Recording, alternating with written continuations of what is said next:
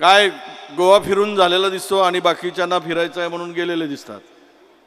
अरे जरा ओबीसीचं राष्ट्रीय अधिवेशन आहे आणि आपण याला गांभीर्याने घेत नाही तर आपले प्रश्न सुटणार कसे?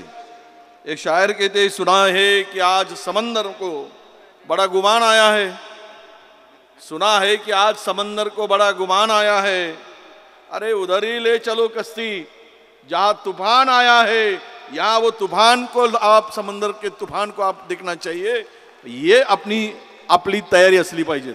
मंचावर असलेले हंसराज भैया आणि सर्व मान्यवर, जे सर्व मान्यवर आहेत, आमचे माणिकराव ठाकरे साहेब, अडबाले सर, अभिजित वंजारीजी आणि या कार्यक्रमाचे अध्यक्ष आणि ओबीसी महासंघाचे अध्यक्ष बबनराव तायवाडे साहेब, देवेंद्रजी गावणे, मसराम साहेब, देरकर भाऊ, देवराजी भोंगडे, अविनाश भाऊ आरजूरकर, निमाळकर ताई, सचिन भाऊ राजूरकर, आमचे सचिव आणि शेषराव भाऊ येलेकर, परमेश्वरजी राऊत, मंचावर उपस्थित असलेले सर्व मान्यवर आणि उपस्थित माझ्या सर्व बांधवांनो, भगिनीनो, ओबीसी बांधवांनो, भगिनीनो आणि मित्रांनो, 10व्या राष्ट्रीय ओबीसी महासंघाच्या या अधिवेशनामध्ये आपल्या सर्वांचं मनापासून मी स्वागत करतो।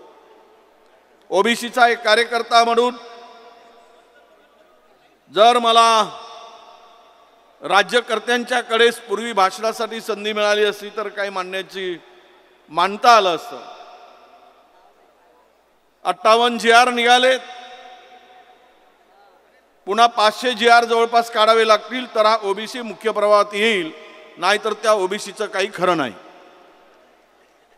मी मुद्दाम आपल्याला सांगेल, जातनिहाय जनगणनेची घोषणा झाली, केंद्र सरकारने केली, त्याचं देशभरातून स्वागत झालं, परंतु ते ओबीसीची ती जातनिहाय ती जनगणना कशी असेल त्या संदर्भात कुठेही क्लिअरिटी नाही। म्हणून मी हंसराज भैया अहिर जे आहेत की गेलेत, काय बसलेत ते पण गेलेत, आता कोणापुढे बोंबला? आपणच बोंबला आणि आपणच सांगा। राष्ट्रीय ओबीसी आयोगाचे ते अध्यक्ष होत, म्हणून यामध्ये जनगणनेमध्ये जर जनगणना होणार असेल, करणार असेल तर या राज्याच्या मुख्यमंत्र्यांच्याकडे, महाराष्ट्राच्या मुख्यमंत्र्यांच्याकडे, महोदयाकडे आमची मागणी असणार होती। तुम्ही मोदीजींना सांगा की ही जनगणना SC, ST, ओबीसी, मायनॉरिटी आणि अदर अशा 5 भागामध्ये करा, त्यावेळेस ओबीसीचा टक्का देशात किती आहे कळेल आणि ओबीसीची जेवढी लोकसंख्या आहे, जिसकी जितनी संख्या भारी उसकी उतनी हिस्सेदारी, या तत्वानं न्याय देत असाल तर आम्हाला न्याय मिळेल, नाहीतर काय होईल? जनगणना केली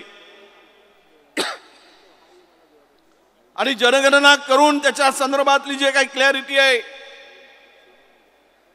काँग्रेसचे नेतेही म्हणतायत, ओबीसीचे नेतेही म्हणतायत, राहुलजी गांधी म्हणतायत, म्हणजे मोदी साहेबही म्हणतायत की जात आपली जनगणना झाली पाहिजे। मग जनगणना झाली पाहिजे तर कुठल्या निकषामध्ये झाली पाहिजे हा सुद्धा विषय या ठिकाणी आला पाहिजे अध्यक्ष महोदय। म्हणून माझी अध्यक्ष महोदय म्हणजे आमचे बबनराव तायवाडे साहेब, आपण सर्वांना घेऊन हे मंच तयार केलेला आहे। जसा आमच्या विधानसभेचा अध्यक्ष बसतो आणि तो सर्वोपरी असतो, एकीकडे विरोधक आणि दुसरीकडे सत्ताधारी, पण दोघांनाही हाताळण्याचं काम करतो। सत्ता कुणाची येऊ दे तसं त्या खुर्चीवर बसून तुम्ही न्याय मिळवण्यासाठी ओबीसीला त्या खुर्चीवर तुम्ही बसलात, आमचा पूर्ण पाठिंबा तुम्हाला आहे आणि तो पाठिंबा असणार आहे। पण एक लक्षात घ्या, तुम्ही या मंचाचा वापर अजिबात राजकीय होता कामा नये आणि या ओबीसीच्या हक्काचं संरक्षण झालं पाहिजे, हीच भूमिका तुमची आणि आमची असली पाहिजे। नाहीतर सत्तेमध्ये असतात देणेकरी ते होते, मागणारे आम्ही होतो। मी 3-4 विषय या ठिकाणी मागणार आहे। विलासराव देशमुखांनी 2004 रोला महाराष्ट्रातील ओबीसीच्या विद्यार्थ्यांसाठी 50% स्कॉलरशिप सुरू केली होती। माझी देवेंद्रजी फडणवीस साहेबांना मागणी असणार आहे भारतीय जनता पक्षाचे नेते असतील तर आमची विनंती असणार आहे, माननीय देवेंद्रजींनी ही मागणी पूर्ण करावी आणि 100% स्कॉलरशिप महाराष्ट्रातील विद्यार्थ्यांना द्यावी, हा ऐतिहासिक निर्णय घेण्याची आवश्यकता आहे. बबन भाऊ, मला जरा पहिले बोलायला दिलं असतं ना तर मी मानले असते. झाले काम काय मांडायचे असतात, न होणारे मांडायचे होते. तर मी वाटच पाहत होतो, मुख्यमंत्री महोदयांना जायचं होतं म्हणून ते गेलेत, त्यांचा काही व्यस्त कार्यक्रम असेल. पण हे प्रश्न सुटण्याची आवश्यकता आहे.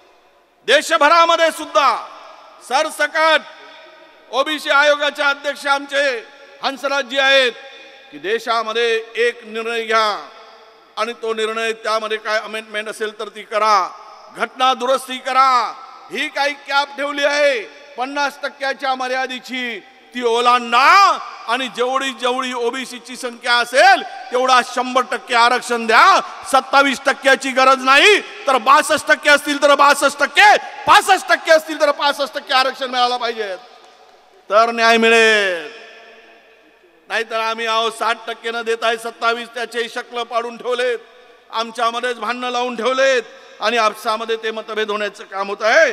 त्यामुळे आपल्याला माझी विनंती आहे, खरं तर ती संविधानाच्या दृष्टीनं काही अमेंडमेंट आहेत ते आता सांगितलं, त्याचा उल्लेखही केला.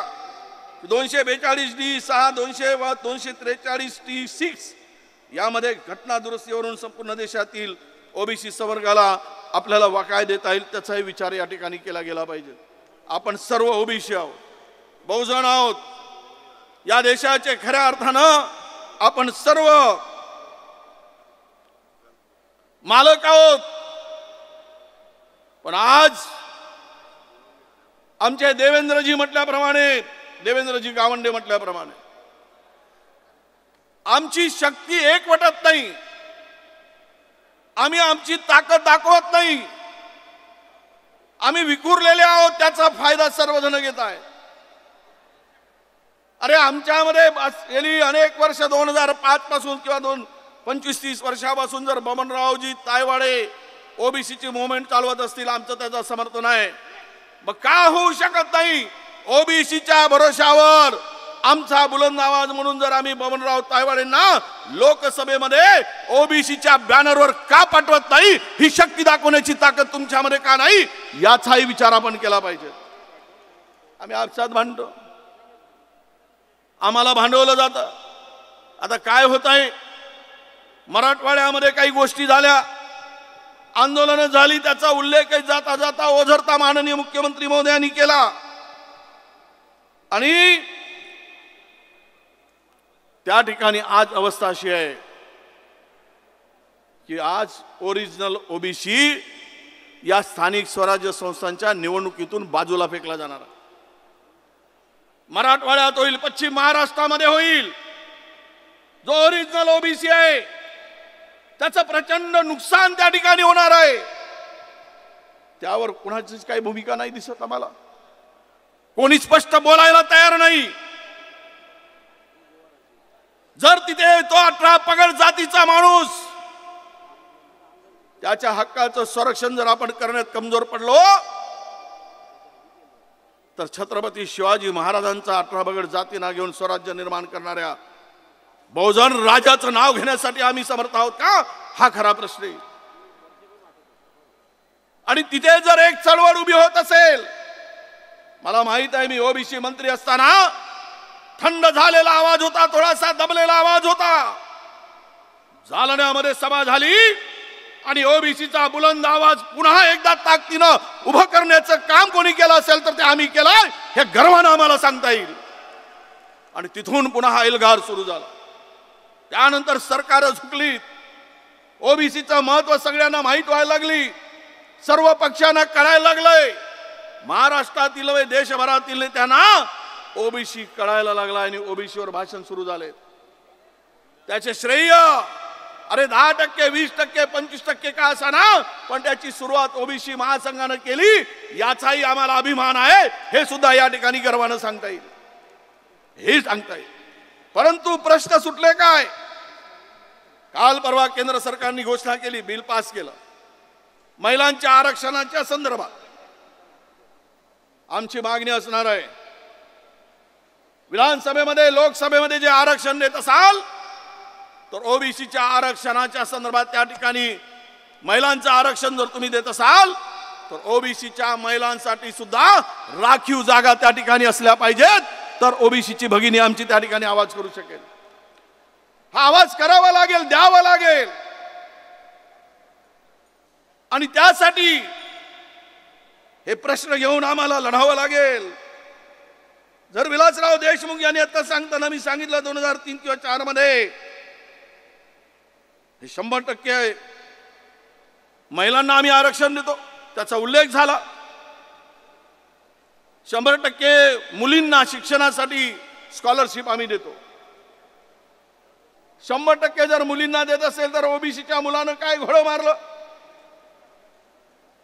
मग ओबीसीच्या मुलांना 100% देऊन टाकले की झाला आमचा महाराष्ट्रात 100% ओबीसीच्या मुलांचा शिष्यवृत्तीचा प्रश्न सुटेल. आणि त्याबरोबर महाराष्ट्रामध्ये जे प्रश्न राज्याशी संबंधित आहेत मला कळत नाही तुम्ही कुठल्या दिशेने जाता ते मला दिसत नाही. अरे सरकार कोणाची होत, पण ओबीसीची संख्या पाहता त्या सरकारला झुकवण्याची ताकद जोपर्यंत ओबीसी मध्ये निर्माण होणार नाही तोपर्यंत तुमचे प्रश्न सुटणार नाहीत. तुम्हाला काही दाणे दिले जातील, थोडासा दिलं जाईल, चणे फुटाणे दिले जातील, त्यांच्यावर तुम्हाला खुश केलं जाईल.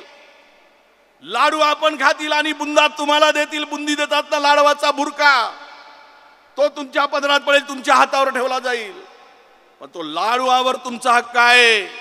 तो हक्क जर तुम्हाला दाखवायचा असेल तर तुमची एकजूट आणि एक ताकद, एक शक्ती, एकवटण्याची आवश्यकता आहे. सब जात पात सोडून जर ओबीसी असाल तर एका छत्राखाली या आणि मग आपली ताकद दाखवा. कोण मुख्यमंत्री होतो आम्हाला माहित नाही, पण कोणी त्या खुर्चीवर बसेल तर विचार ओबीसीच्या हक्काचा पहिल्यांदा करणारा विचार असला पाहिजे. ही सुद्धा भूमिका तुमच्यामध्ये, ती ताकदीमध्ये तुम्हाला दिसली पाहिजे. मी पाहिलं एकीकडे अण्णासाहेब पाटील महामंडळाला माझ्याकडे माहिती आहे, त्या महामंडळाला जवळपास आतापर्यंत 8,500 कोटी रुपये मिळाले.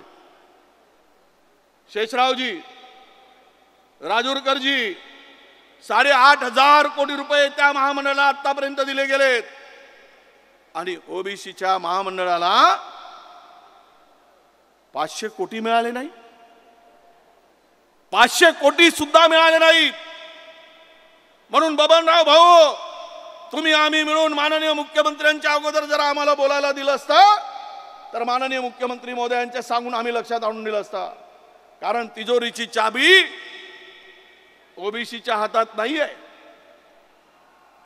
तिजोरीची चाबी ओबीसीच्या माणसाच्या हातात नाही आहे. हमेशासाठी ती चाबी पश्चिम महाराष्ट्राच्या ताब्यात राहिलेली आहे. आणि ते ती चाबीनं कुलूप खोलतात आणि पाहिजे ते तिकडे देऊन टाकतात. सारथीसाठी, बार्टीसाठी सर्वांना कंपल्सरी स्कॉलरशिपला फेलोशिप दिली, पण ओबीसी साठी मात्र 300 कोटी रुपये मिळाले. सुरुवात केली होती. मुख्यमंत्री पॉझिटिव्ह आहेत असं आम्ही म्हणतो आणि आहेतच. जे असेल त्याच्या संदर्भात आम्हाला बोललं पाहिजे.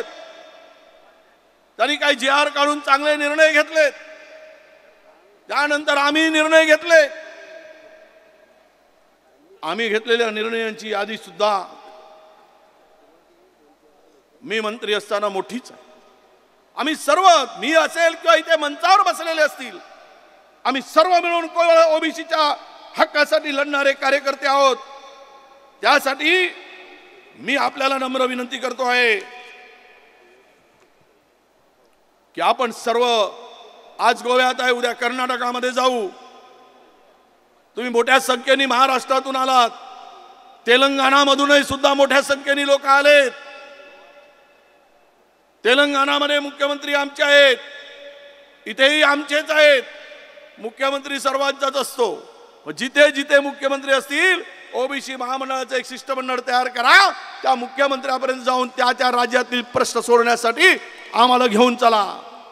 तो कुणाचाही मुख्यमंत्री असू दे, वेळ घ्या, आम्ही वेळ घेतो, तुम्ही वेळ घ्या आणि आपण जाऊ आणि हा प्रश्न त्यांच्या पुढे मांडू। याच्या श्रेयाची लढाई नाही, तर ओबीसीच्या हक्काचा प्रश्न जो सोडवेल तो खरा आमच्यासाठी देव आहे, जो ओबीसी साठी लढेल। नाहीतर तुमचं काही खरं नाही बाबा। तुम्ही चॉकलेटवर खुश राहू नका। चॉकलेट देणारे बरेच आहेत, चॉकलेटनी पोट भरत नाही। त्यासाठी तुमच्या ताटात जो भरभरून तुमच्या हक्काचं वाढेल त्याच्या पाठीमागे उभं राहण्याचा निर्णय घ्या, ही विनंती मी तुम्हाला करतोय। म्हणून अधिक बोलण्यापेक्षा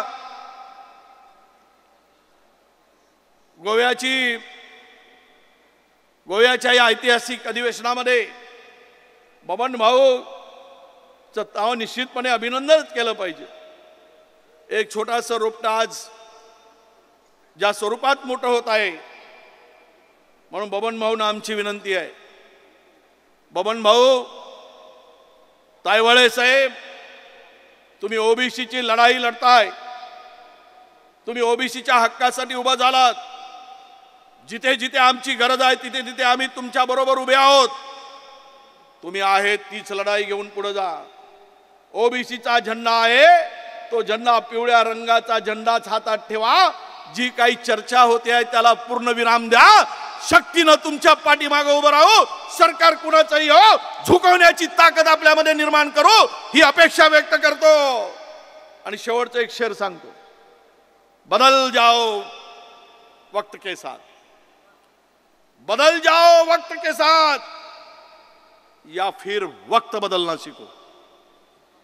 बदल जाओ वक्त के साथ या फिर वक्त बदलना सीखो। अरे मजबूरियों को मत कोसो, हर हाल में ओबीसी भाइयों चलना सीखो। जीत अपनी होगी, अपने कोई हरा नहीं सकेगा। ये विश्वास के साथ में कहते हुए मेरे शब्दों को विराम देता हूं। धन्यवाद। जय हिंद, जय भीम, जय सेवा, राम राम, वालेकुम सलाम।